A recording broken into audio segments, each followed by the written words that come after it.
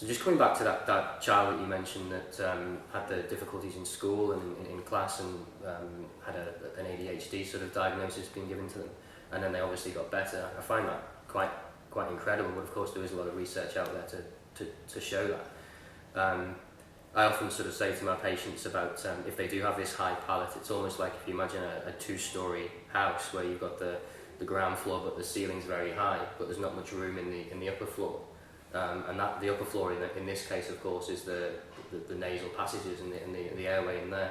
So presumably that ADHD thing you were talking about, that's related to that child not being able to get enough good oxygen into their lungs. So it's an oxygen saturation thing. Yeah, absolutely. I think a functional jaw orthopaedist, be it a general dentist or a specialist orthodontist, probably has the most intimate working relationship with an ear, nose and throat doctor.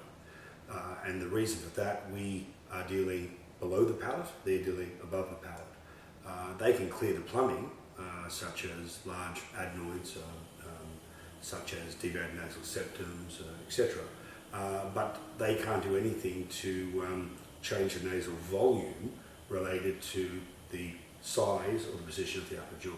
And that's really the essence of functional jaw orthopedics, that if you can remodel the upper jaw, such as the palate remodels downward, then in your analogy in the ceiling you get much better depth and volume.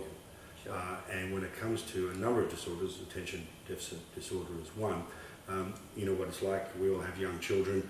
If they're not sleeping well at night, of course, it's not as though they become lethargic like we do as adults the next day.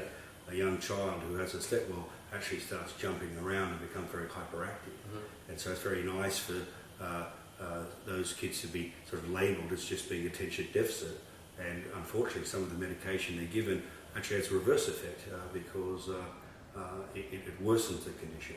And it'd be a great day where rather than go straight into treatment with standard medication, possibly a more appropriate diagnosis could be done, and possibly the medical doctor as well as the general dentist could talk to each other about what else they see that may be contributing to that sleep disordered breathing. Yeah, it'd be great for almost for that, if that diagnosis is being made, perhaps for them to be given an FJO checkup sort of thing and get that checked out before going into the prescription of medication. I think there is a genuine attention deficit disorder syndrome related to neurological conditions, but too many children, as you well know these days, are just diagnosed as the first consultation, almost labelled as having that problematic child.